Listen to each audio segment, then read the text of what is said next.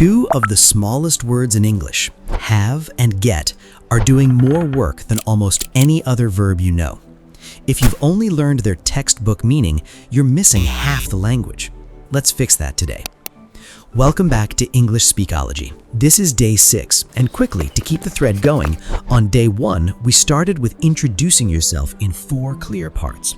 And just yesterday, on day 5, we built out the full family of state sentences, from I'm getting tired all the way to I'll be better soon. Today, we're shifting to 2 small words, have and get. You already know have as in I have a car and get as in I get up at 7. But in real, natural English, these 2 words stretch far beyond simple possession or waking up. Have can express obligation, arranging for someone to do something for you, or even just an experience. Have a look, have a chat, have a great time. Get can mean receiving, becoming, arriving, understanding, or persuading someone. I got a new phone. I get it now. I got him to help. So day 6 is all about unlocking the real, flexible, everyday power of have and get. By the end of this video, you'll understand several of the most common ways native speakers actually use these 2 words all day, every day. Let's get into the lesson. Let's start with have for obligation. You've probably learned have to already. I have to leave. She has to finish this today. But in casual spoken English, you'll also hear have got to, often shortened even further to gotta. I've got to go. I gotta finish this first. These all express the same basic obligation, but have got to and gotta sound noticeably more casual and conversational than the plain have to, which is why you'll hear them constantly in everyday speech, especially among friends or in relaxed settings. It's worth noticing the slight difference in weight, too. I have to go is neutral and works anywhere, from a casual chat to a professional email. I've got to go feels like something you'd actually say out loud to a friend, and I gotta go is about as casual as it gets, common in texting or quick, relaxed conversation, but generally best avoided in anything formal, like an email to your boss or a job interview. Have got for possession. Now, let's look at have got for possession, which is extremely common, especially in British and generally casual English. I have a car and I've got a car mean exactly the same thing, but I've got a car sounds a little more natural in spoken conversation. Do you have any siblings? And have you got any siblings? Are both completely correct, and you'll hear both constantly, so it's worth being comfortable recognizing and using either one. The causative, have or get something done. Now here's where have gets genuinely powerful. The causative pattern, have something done, used when someone else does something for you rather than you doing it yourself. I had my hair cut. I'm having my car repaired. I need to have this document translated. Notice the structure, have plus the object plus the past participle of the verb. This pattern is incredibly useful because in real life, you constantly arrange for other people to do things for you. A haircut, a repair, a delivery. And this is exactly the pattern native speakers use to describe that, rather than saying something clunky like, someone cut my hair for me. This pattern also quietly avoids a small but common mix-up. If you say, I cut my hair, it suggests you personally picked up the scissors and did it yourself, which might not be what you mean at all.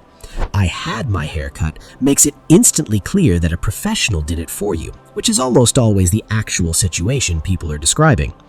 The same logic applies to I had my car washed versus I washed my car.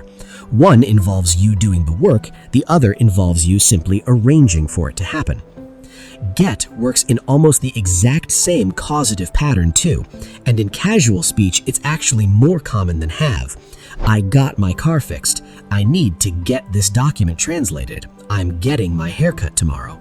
Both have and get work here, but get tends to sound slightly more casual and more common in everyday relaxed conversation, while have can sound just a touch more neutral or formal depending on the context.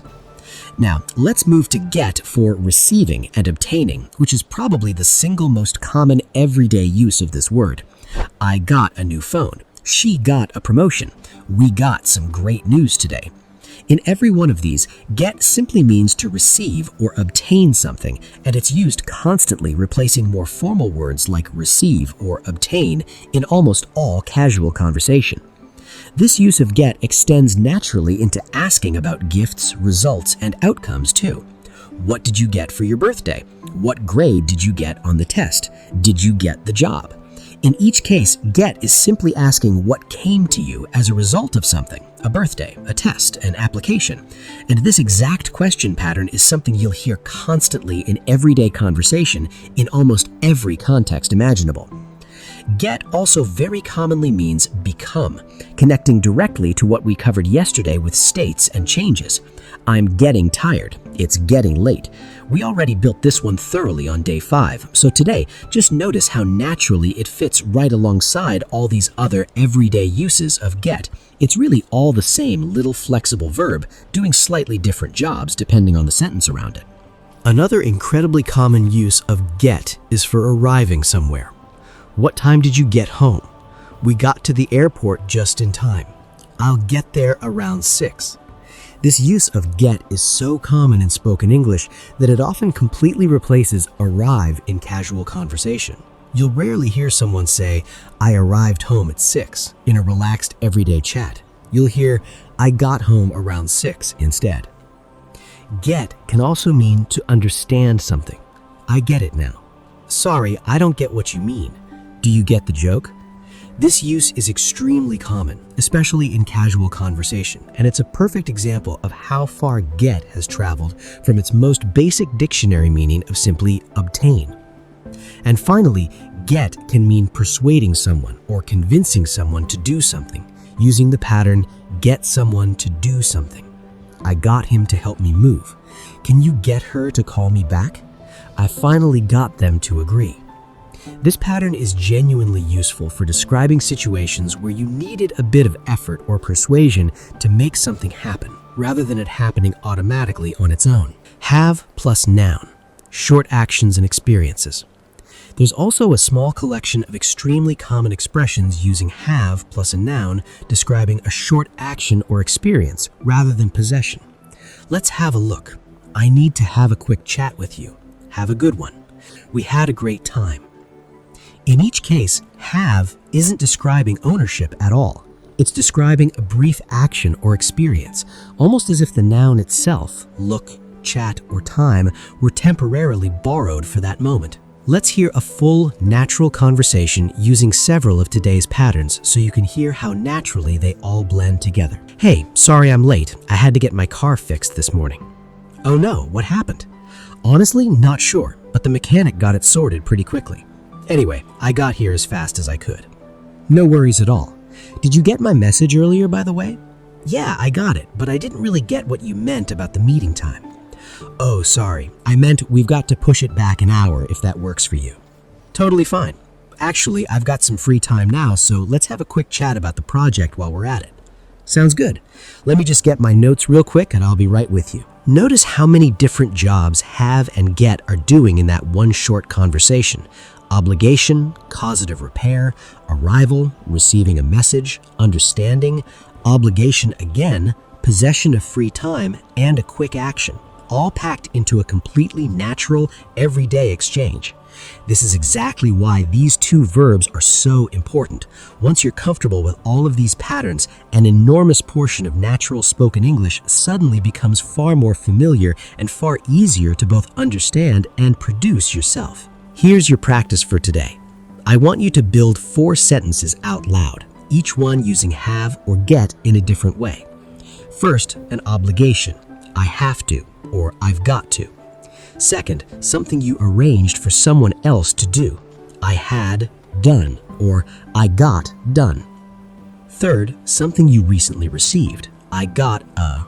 And fourth, describing arriving somewhere, I got to at. Once you've practiced, comment below with your 4 sentences clearly marking which use of have or get each one represents. I'll be reading through these, so try to make them genuinely about your own recent week. Combine this with everything we've built over the last 5 days, and your English now includes not just full sentence structures, but 2 of the most flexible, frequently used verbs in the entire language, used the exact way native speakers naturally use them all day long.